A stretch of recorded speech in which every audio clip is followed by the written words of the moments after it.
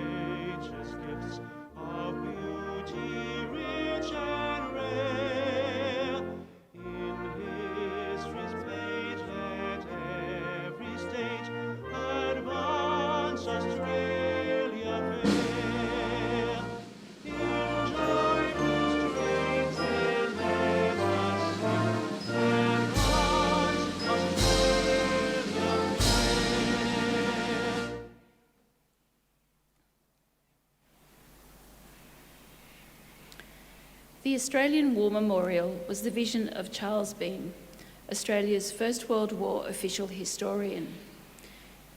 Bean landed with the Australian troops on Gallipoli and stayed with them at the front through to the end of the war. The idea of this national memorial and museum came to him at Pozières, France, in the depths of the bloody fighting of 1916. Bean's idea was that this would be a place where families and friends could mourn loved ones buried in faraway places. It would also be a place that could help all Australians understand what these men and women had endured and what they had done for us. Bean's vision, to which we remain true, is best expressed as inscribed in the entrance to the memorial's galleries. Here is their spirit, in the heart of the land they loved, and here we guard the record which they themselves made. Tonight we will read the story behind just one of those on the Roll of Honour, which lists the names of more than 102,000 men and women who have given their lives for us in war and operations for more than a century. But first we present a lament, Flowers of the Forest. Wreaths or floral tributes will now be laid at the base of the Pool of Reflection.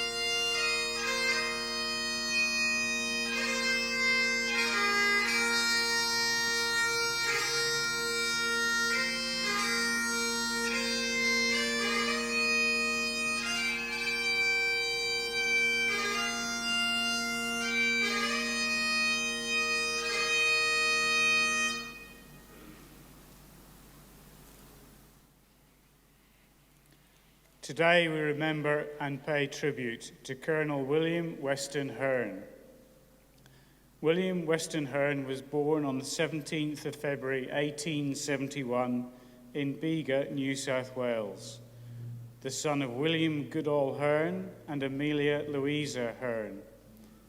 He moved to Geelong, Victoria, and attended Geelong College, where he excelled in his studies. From there, he studied medicine at the University of Melbourne. Known as Wes to his family and friends, he practiced as a physician and instructor at the Alfred Hospital in South Melbourne. Hearne served as a surgeon lieutenant in South Africa during the Boer War and was wounded.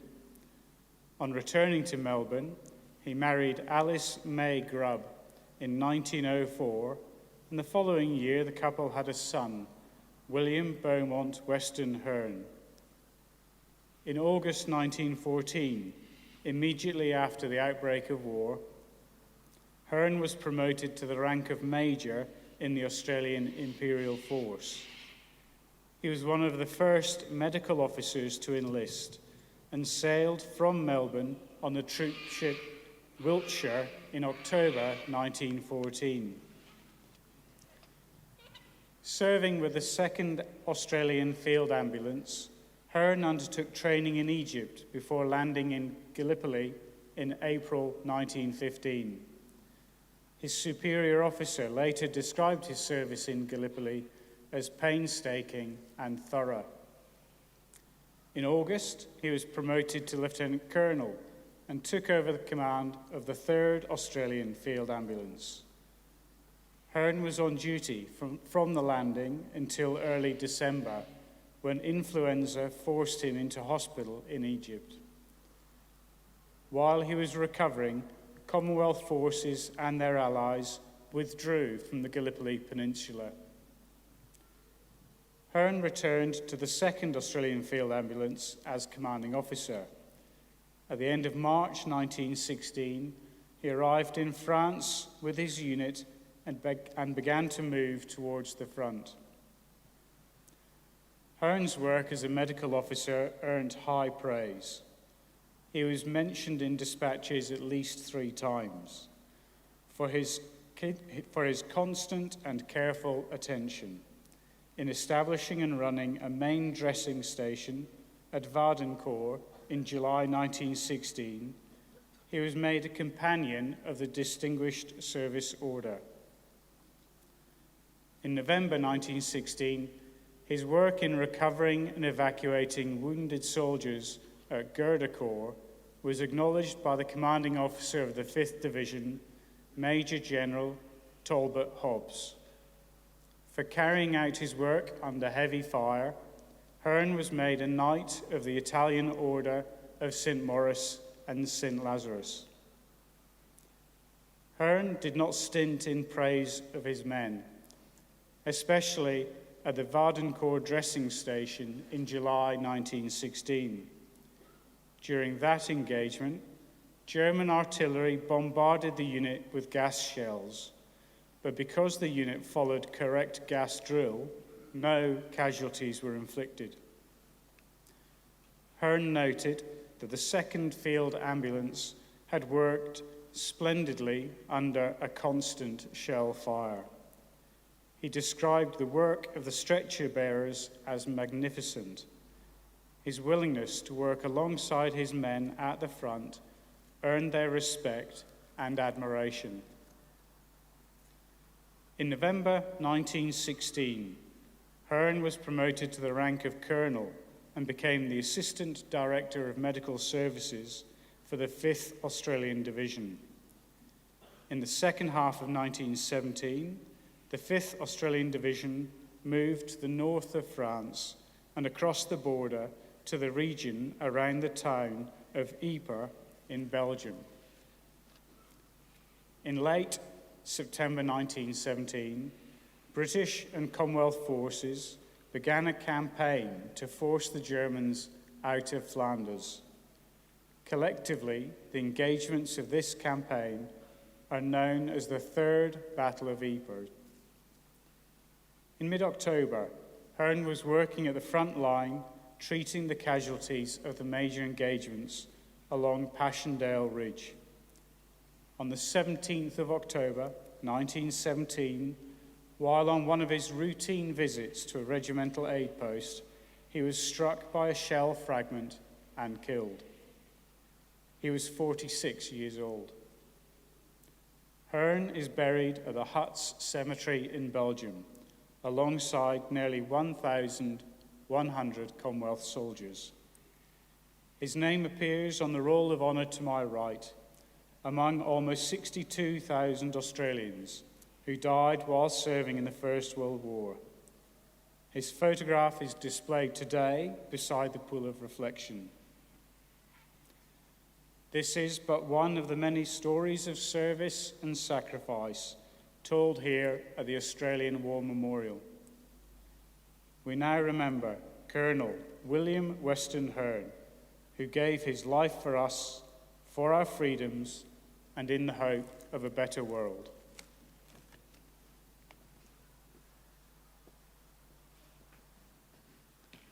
Please stand for the reading of the Ode and the sounding of the last post.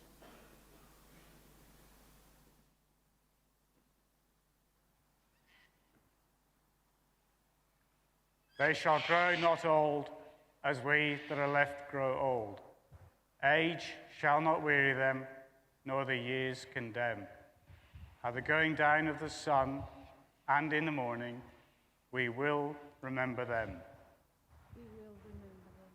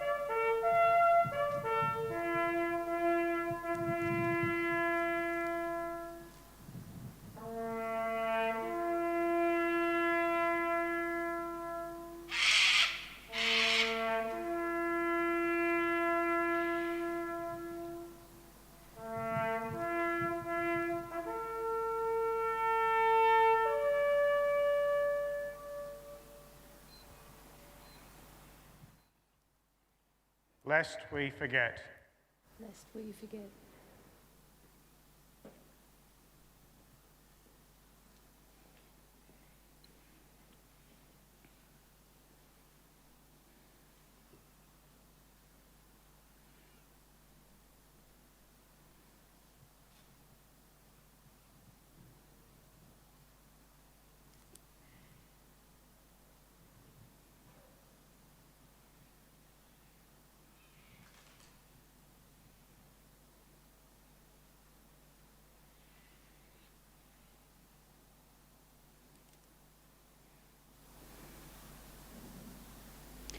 We leave you this evening with the words of the memorial's founder, Charles Bean.